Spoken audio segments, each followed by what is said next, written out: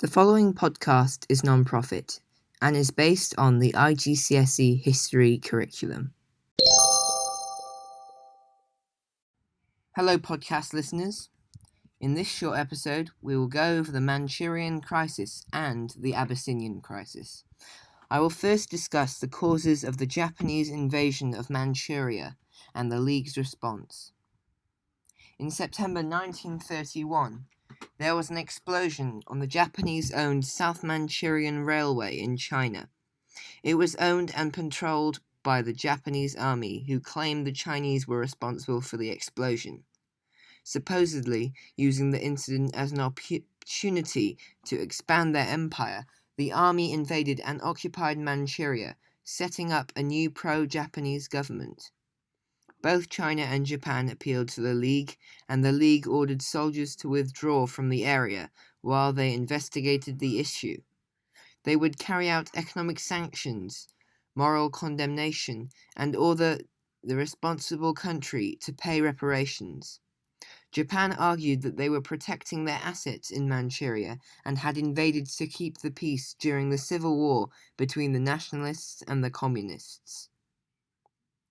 The League issued their report 1 year later, after sending officials to investigate, condemning Japan as the aggressor. Japan, instead of withdrawing, resigned from the League and continued to invade and occupy China. Many leaders were reluctant to act as the situation was so far away and people didn't want to lose any more lives. Also, some countries were sympathetic to Japan, and Hitler wanted to see how the League would react, as he was planning to reclaim the Rhineland in the future.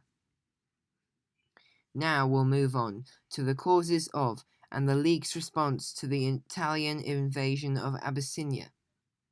In December 1934, there was a dispute between Italian and Abyssinian soldiers at the Wawau oasis on the border between Abyssinia and Italian Somaliland. As a result, Mussolini demanded for an apology from the Abyssinian emperor, who took the dispute to the League.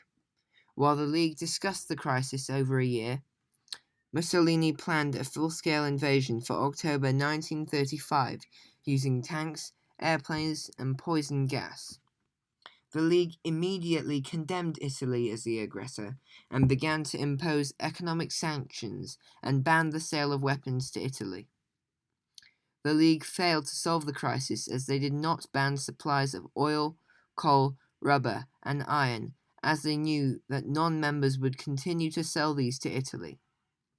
Britain also feared that if they closed the Suez Canal, the Italian army's supply route to Abyssinia, their navy would be attacked by Italian forces.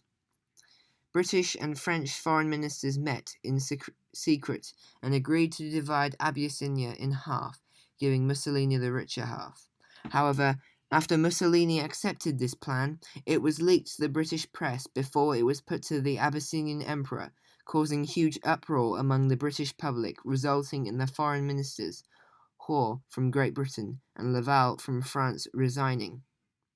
The League tried to introduce tougher sanctions on Italy after the Hoare-Laval Pact had failed, but before they were put in place, Italy had conquered Abyssinia. This is the end of the podcast. Thank you for listening.